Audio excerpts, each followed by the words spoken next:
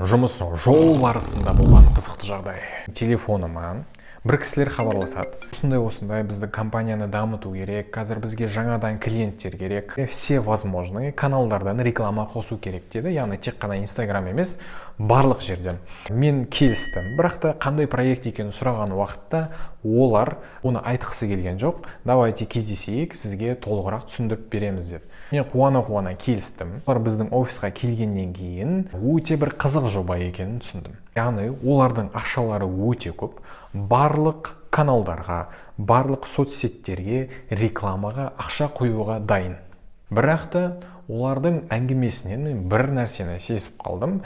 Сөйтіп, үлесіп отырсақ, оказывается, бұл букмекерская контора екен.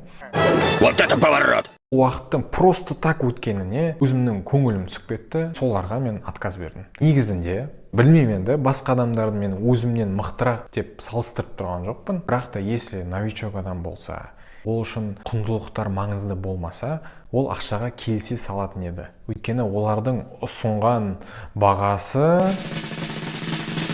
айтпай қойайын, өте үлкен еді. Ол ақшамен бір жылға жұмыс жасамауға болатындай только за услугу ұсынған болатын, а қалғаны рекламный бюджетке. Алдағы уақытта болған қызықты жағдайлармен сіздермен бөлісемін. Келесі видеоларды жіберіп алмас үшін страницаға тіркеліңіз.